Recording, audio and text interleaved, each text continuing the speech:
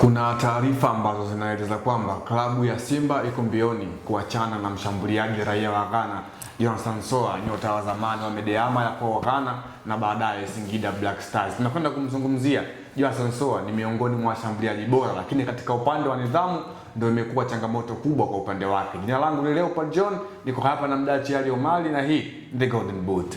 Mdachi, tuanze kumwangazia Jonathan Soa. Amekuwa ni mshambuliaji ambaye tangia amejiunga na Simba bado hajawa na performance kama ile ambayo alikuwa nayo akiwa na Singida Black Stars. Tuanzie hapo. Shida ni nini kwa upande wake hasa Jonathan Soa? Jonathan Soa, kwanza kipindi anajiunga na Simba matarajio ya watu yalikuwa ni makubwa. Inategemeana hata na yeye mwenyewe matarajio yake yalikuwa ni makubwa kwamba anapoenda kwenye kikosi cha Simba kuna kitu ambacho anaenda kukiongeza ukilinganisha na kile ambacho amekifanya kwenye kikosi cha Singida Black Star. Lakini ameenda Simba, amekuwa na wakati mgumu, amechangiwa na adhabu ambazo amekuwa akizipata kulingana na utovu wa nidhamu kiwanjani. Lakini pia hata ile work rate yake ya kiwanjani, namna ya uchezaji, amekuwa akistruggle kutafuta nafasi, namna ya kufunga. Kwenye mechi ambazo alipata nafasi ya kuanza mwanzoni ya ligi, alikuwa alifunga mabao matatu. Nadhani mechi ya kwanza yeye kucheza zidi ya Namungo alifunga bao. Lakini ukimtazama kwenye ile mechi kuna baadhi ya nafasi ambazo ni kama alikuwa anahitaji kuprove kwa haraka kwenye eneo la mashabiki kwamba yeye ni mchezaji ambaye amesajiliwa kwenye timu na tayari amesajiliwa kwa ajili ya kitu fulani, kwa ajili ya kufunga. Alitaka kufikisha hicho ujumbe kwa mashabiki. Na ndio maana inawezekana alikuwa na pressure zaidi ya kutafuta bao ambalo litamuondolea yeye pressure kutoka kwa mashabiki. Alifunga, lakini pia wakati ukaendelea kuwa mgumu baada ya kuwa anapata nafasi kwa uchache. Hatujui ni nini ambacho kinatokea kwenye uwanja wa mazoezi, maana kocha ndiye mtu ambaye anatazama wachezaji wake katika eneo la mazoezi. Huenda kwa upande wa nje Soa anatazamika kuwa mshambuliaji ambaye ana uwezo mzuri wa kufunga, ana uwezo mzuri wa kuipa team balance katika eneo la juu, lakini katika mazoezi kinachotokea anayekifahamu ni kocha. Ndio maana alikuwa anampa nafasi kwa wakati ambao anahisi anaweza akamtumia kwenye kiwanja. Hiyo pekee akiwa Simba ndio kitu ambacho kilimpa wakati mgumu zaidi kupata mabao, kufunga ama kufanya performance ambayo watu walikuwa na matarajio nayo makubwa. Lakini pia kwa Jonathan Soa nadhani kitu ambacho ni kawaida ama ni swala la kawaida tu kutokea kwenye mpira, kwa sababu wapo wachezaji ambao walishawahi kusajiliwa hata katika ligi ya Tanzania, wametoka sehemu ambazo wameshafanya vizuri, wamefanya makubwa na wametoka kwenye kiwango cha hali ya juu, lakini walipofika kwenye ligi ya Tanzania kuna baadhi yao hawakuweza kucheza mechi hata moja na kuonyesha kile ambacho walichonacho. Mfano, alishawahi kusajiliwa Aubin Kramo kutoka ASEC Mimosas na kikosi cha Simba, lakini alipokuja Tanzania hakuonekana akifanya kile alichokifanya katika kikosi cha ASEC Mimosas. Matokeo yake ilitokana na kupata majeraha mara kwa mara na kukosa wakati wa kucheza akiwa na kikosi cha Simba. Kwa hivyo Jonathan Soa inawezekana amekutwa na hilo jambo ambalo huwa linatokea baadhi ya wachezaji ulimwenguni, unakuwa na wakati mgumu katika uwezo wa kufunga. Alishampitia swala kama hilo Steven Dese Mukwala, anafunga mechi 7, anafunga katika mechi 3, naweza kaenda mechi hata 9 au 7 hajafunga goli, lakini bado na struggle kutafuta nafasi. Lakini kwa Jonathan Soa imekuwa na wakati mgumu kwa sababu amekuwa akizongwa na mambo mengi nje na kupata nafasi ndogo ya kucheza kwenye kikosi cha Simba, lakini pia hata na haya masuala ya nidhamu ambayo amekuwa akimkumba kulingana na namna ambavyo anaishi katika kikosi cha Simba ni moja ya sababu ambazo zimefanya yeye kutokuonyesha kile kitu ambacho watu wengi walikuwa wanakitarajia kutoka kwake pindi ambapo anasaidia na kikosi cha Simba. Sawa. Moja kwa moja tumeona kwamba kuna maneno yanazungumzwa kwamba uongozi wa Simba umempunguzia 50% ya mshahara wake ndani ya kikosi cha Simba, na pia Soa yeye kwa upande wake ameamua kwenda kuchukua wanasheria.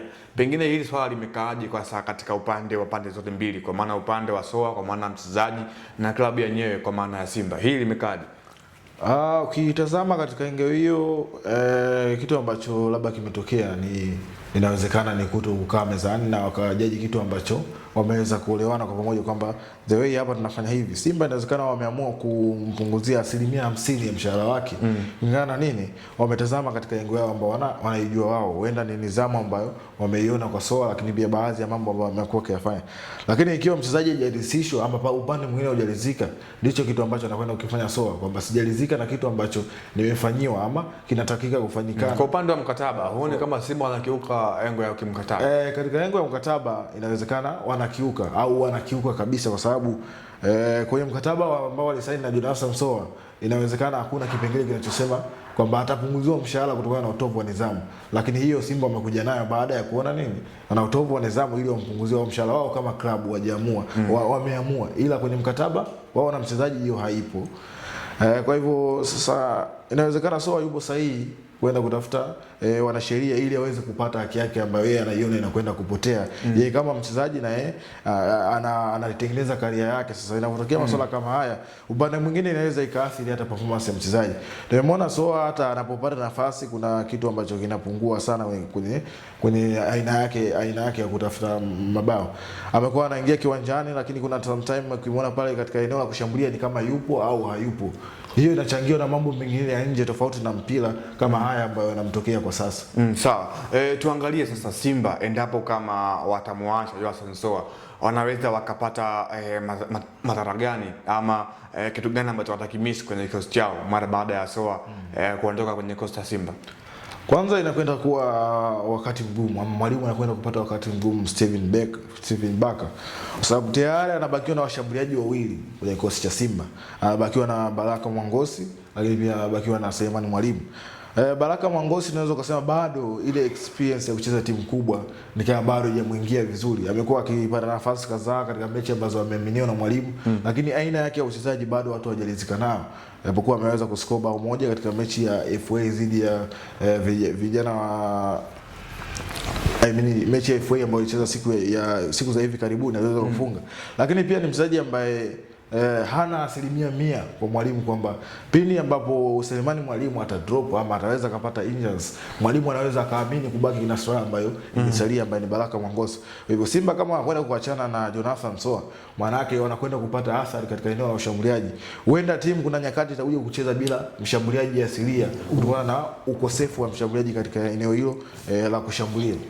Sawa. Tunakwenda kumzungumzia Soa ambaye kimsingi mimi binafsi yangu ukizungumzia washambuliaji bora katika ligi kuu ya NBC Premier League, basi Johnson Soa ni miongoni mwa hao. Kwa maana binafsi yangu nitamzungumza Dube, anafuatia Soa. Simba wakimwacha Soa, unadhani kutakuwa kuna njia ama wanaweza wakapata replacement yake? Kwa maana tunaangalia sasa hivi ulimwengu katika upande wa washambuliaji ni eneo gumu kuwapata. Yaani sio kupata mshambuliaji bora sio rahisi. Pengine Simba hawataweza kunufaika katika hilo eneo ama hawataweza kufeli katika hilo eneo. Kufeli ama kutokufeli inategemeana na klabu mipangilio yake ipoje. Kuna uwezekano Simba akaenda sokoni akapata mshambuliaji ambaye ni mzuri, anakuja anaweza akaja kukava pengo la Jonathan Soa au akaja kufanya kile alichokuwa anakifanya Soa. Lakini kuna kitu kinaitwa gharama ambayo Simba wanaitaka kumsajili mchezaji.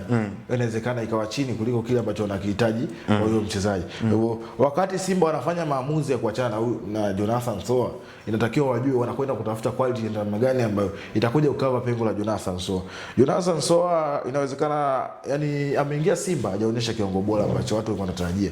Lakini wakati anakuja ligi ya Tanzania, ametoka kwenye kikosi cha Mediama cha Ghana, kikosi kile ambacho kila msimu alikuwa na uwezo wa kumaliza na goli 10+. Akaja katika ligi ya Tanzania, kajiunga na Singida Black Star, akafunga goli 10+ ndani ya mechi chache ambazo alicheza katika mzunguko wa pili ambao waliingia dirisha dogo. Watu wakaamini kwamba akienda Simba ataenda kufanya zaidi ya alichokifanya Singida Black Star.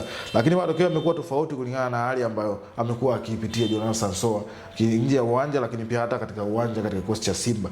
Kwa hivyo Simba wakati wanamwacha mchezaji huyu ambaye bado ana quality nzuri, isipokuwa tu ni baadhi ya mambo ambayo yapo nje ya uwanja inawezekana akawa anamtatiza na ndio maana hajaweza kufanya kiwango vizuri. Watakiwa kujua ni quality gani ambayo wanaweza kuileta.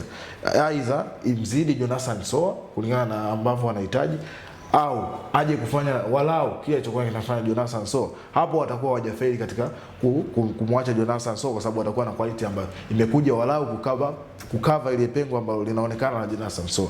Lakini kama watakwenda sokoni watakosa mshambuliaji aina Jonathan Soa, maana yake utakwenda kuzungumza wamefeli kupata walau kile ambacho wamekitoa. Alau chini ya 50% ya kile ambacho wamekitoa kinakuja kuwasaidia wao kama timu, watakuwa wamefeli katika eneo hilo la ushambuliaji. Sawa. Mimi kwa ushauri wangu na bila kudai pesa yoyote ni kwamba Simba wamng'ang'anie Jonathan Soa. Nidhamu ni sehemu ambayo inaweza ikarekebishwa kama ambavyo alishawahi kumvumilia Bernard Morrison akiwa na kosi hiko cha Simba. Soa ni miongoni mwa washambuliaji bora kuwahi kuibariki ardhi ya Tanzania. Hii ilikuwa The Golden Boot. Jina langu ni Leopard John, nilikuwepo hapa na Mdachi Ali Omari. Hadi wakati mwingine, endelea kufuatilia Anuari TV. Asante.